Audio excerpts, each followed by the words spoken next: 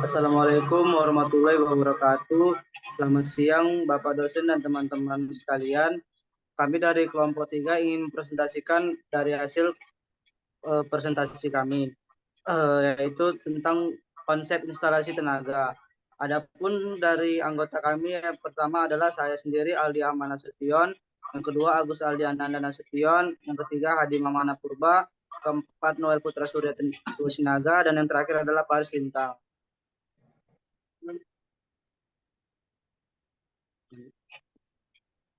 Aku bisa.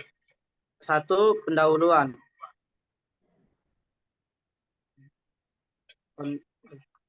Instalasi listrik. Instalasi listrik adalah saluran listrik termasuk alat-alat yang terpasang di dalam dan atau di luar bangunan untuk menyalurkan arus listrik setelah atau di belakang bersama pembatas 1 meter milik perusahaan. Agar pemakai atau konsumen listrik dapat memanfaatkan energi listrik dengan aman, nyaman dan kontinu, maka diperlukan instalasi listrik yang perencanaan maupun pelaksanaannya memenuhi standar berdasarkan peraturan yang berlaku. Kesalahan dalam merencanakan dan merancang instalasi listrik dapat menimbulkan hal-hal yang tidak diinginkan, seperti kebakaran pada daerah padat penduduk akibat arus hubung singkat. Untuk itu dibentuklah peraturan-peraturan yang menjadi syarat-syarat standar dalam instalasi listrik. Dua, pembahasan konsep instalasi tenaga. Instalasi listrik. Instalasi listrik adalah suatu sistem atau rangkaian yang digunakan untuk menyalurkan daya listrik untuk kebutuhan manusia dalam kehidupannya. Instalasi pada garis besar dapat dibagi menjadi dua bagian, yaitu instalasi penerangan listrik dan instalasi daya listrik. Peralatan-peralatan sistem proteksi terbagi menjadi 6, yaitu keamanan, kedua keandalan, ketercapaian, keempat ketersediaan, kelima ekonomis, dan yang terakhir adalah keindahan. Selanjutnya untuk instalasi daya listrik akan dijelaskan oleh teman saya, itu Hadi Mamana Purba. Saya akan menjelaskan tentang instalasi daya listrik. Instalasi daya listrik pada suatu pabrik tenaga listrik terbagi menjadi satu, persediaan tenaga listrik, yang kedua sistem pembagi, yang ketiga saluran daya listrik atau kabel-kabel, yang keempat yaitu penghubung, dan kelima itu pengaman, dan keenam itu pentanahan. Sistem pembagi. Di dalam suatu pabrik, tenaga listrik dibagi ke berbagai mesin-mesin listrik dan peralatan lainnya melalui panel-panel listrik.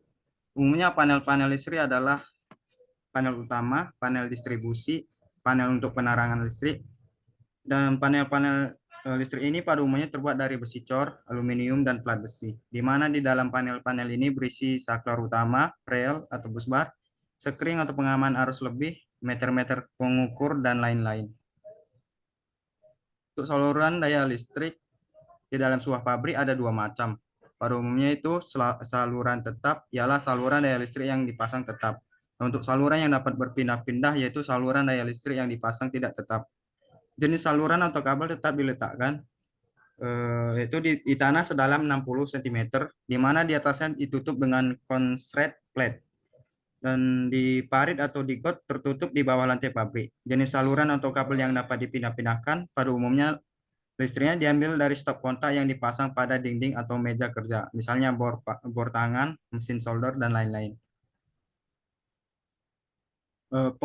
Penghubung. Bermacam-macam penghubung atau saklar yang dipasang di pabrik dari fungsinya dan kadang-kadang juga dari konstruksi saklar tersebut. Saklar-saklar terpenting yang dipergunakan pada suatu instalasi daya listrik pabrik adalah yang pertama saklar pengungkit, yang kedua saklar pengilas, yang ketiga saklar manik kontak, yang keempat saklar tumpukan dan hubungan.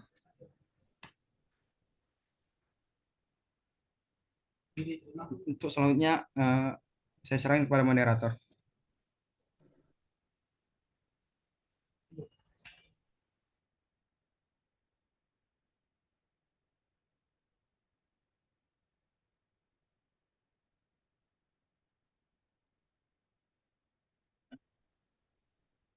Baik, Untuk selanjutnya materi tentang pengamanan akan dijelaskan oleh rekan saya yaitu Noel Putra Tua Sinaga. Saya akan menjelaskan pengamanan.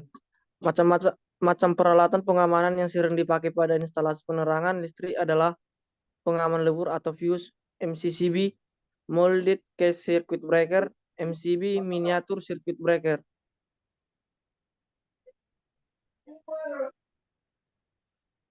Di dalam presentasi ini ada terlihat gambar sekring yang bisa kita lihat. Yang pertama diagram pengaman lebur, yang kedua MCCB, yang ketiga MCB. Pentanahan atas dasar keamanan, maka diperlukan bahkan diharuskan setiap instalasi listrik harus mempunyai saluran ke tanah yang baik. Suatu saluran ke tanah yang baik mempunyai satu, pentanahan yang rendah, kedua, konstruksi atau instalasi pelaksanaan yang sesuai dengan peraturan keamanan. Pada gambar 24, jalannya arus pada sistem pentanahan bisa kita lihat dari trafo dari PLN menuju ke peralatan dan pentanahan. Pada gambar di atas, pengamanan lebur memutus segera arus yang besar sehingga peralatan pentanahan itu tidak berada dalam keadaan bertegangan dan berbahaya. Penyentuhan dapat dihindarkan. Pengembangan dengan pentanahan dapat dibuat dengan pertolongan elektroda pentanahan.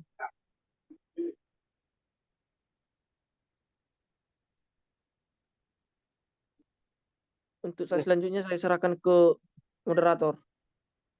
Baik, untuk materi pengantar akan dijelaskan oleh rekan saya Agus Aldiananda.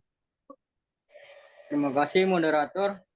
Untuk penghantar, ada 3 bagian pokok dari suatu penghantar kabel, yaitu yang pertama, penghantar merupakan media untuk mengantarkan listrik. Yang kedua itu isolasi merupakan bahan elektrik untuk mengisolir antara penghantar satu dengan penghantar lainnya maupun terhadap lingkungannya. Yang ketiga itu pelindung luar yang memberikan pelindung dari kerusakan mekanis, pengaruh bahan kimia, api, dan pengaruh oleh keadaan luar lainnya. Bahan pengantar.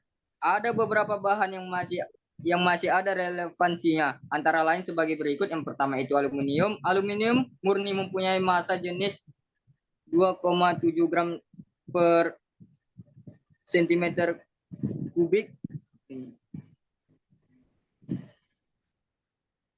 1,4 titik 10 kurang 5 titik lele 658 derajat Celcius dan tidak korosif. Daya hantar aluminium sebesar 35 meter per ohm meter persegi atau kira-kira 61,4% daya hantar tembaga. Yang kedua itu tembaga. Tembaga mempunyai daya hantar listrik yang tinggi yaitu 57 ohm meter persegi atau meter pada suhu 20 derajat Celcius. Koefisien suhu tembaga 0,004 per derajat Celcius. Pemakaian tembaga pada teknik listrik yang terpenting adalah sebagai pengantar, misalnya kawat berisolasi atau NYA, NYAV, kabel atau NYM, NYY, NYFGBY, busbar, lamel mesin DC, cincin seret pada mesin AC. 3. Baja. Baja merupakan logam yang terbuat dari besi dengan campuran karbon. Meskipun konduktivitas baja rendah namun digunakan pada pengantar transmisi yaitu ACSR. Fungsi baja dalam hal ini adalah untuk memperkuat konduktor aluminium secara mekanis setelah digalvanis dengan seng. Keuntungan dipakainya baja pada ACSR adalah untuk menghemat pemakaian aluminium.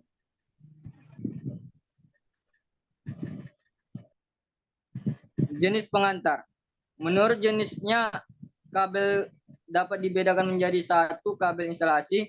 Jenis pengantar yang banyak digunakan pada suatu instalasi rumah dan gedung ialah kabel NYA dan NYM. Ketentuan yang harus diperhatikan di dalam pemasangan kabel NIA sebagai berikut. Yang pertama itu untuk pemasangan tetap dalam jangkauan tangan.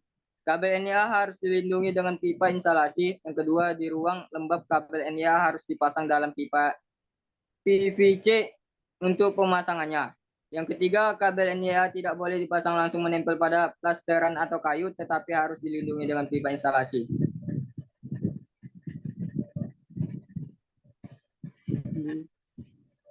Sedangkan ketentuan untuk pemasangan kabel NEM adalah sebagai berikut. Yang pertama, kabel NEM boleh dipasang langsung, menempel atau ditanam pada plasteran, di ruang lembab atau basah, dan di tempat kerja atau gudang dengan bahaya kebakaran atau ledakan.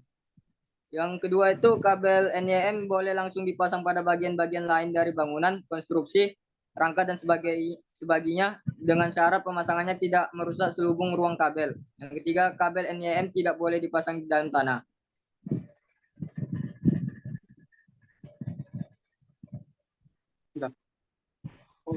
Baik, Penampang untuk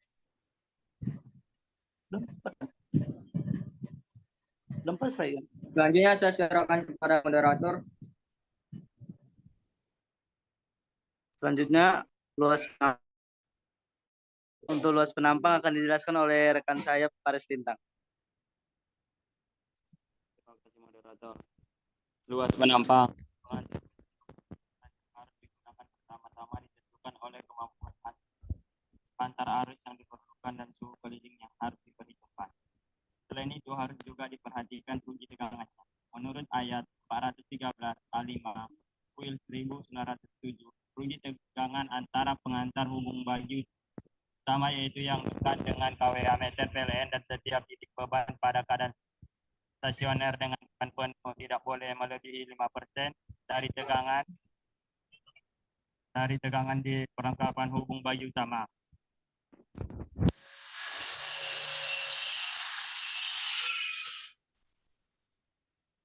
Yang ketiga, penutup konsep instalasi tenaga. Kesimpulannya, yang pertama, konsep instalasi sistem tenaga adalah suatu proses yang dilakukan untuk membangun sistem tenaga listrik yang dapat digunakan untuk memenuhi kebutuhan listrik suatu bangunan atau fasilitas.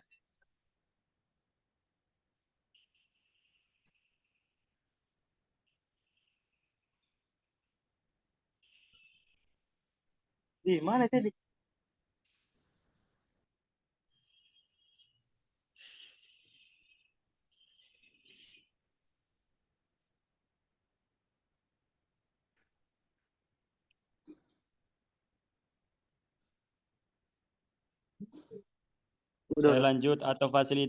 Saya lanjut kesimpulan. Konsep instalasi sistem tenaga adalah suatu proses yang dilakukan untuk membangun sistem tenaga listrik yang dapat digunakan untuk memenuhi kebutuhan listrik suatu bangunan atau fasilitas. Instalasi sistem tenaga meliputi beberapa aspek seperti perancangan desain, pengadaan peralatan, pemasangan, dan pemeliharaan sistem. Yang kedua, tenaga harus dipasang dengan memperhatikan standar keamanan dan keselamatan kerja yang ditetapkan oleh pemerintah dan badan industri terkait. Selain itu, dalam instalasi sistem tenaga juga harus memperhatikan faktor lingkungan seperti cuaca dan iklim yang dapat mempengaruhi performa sistem.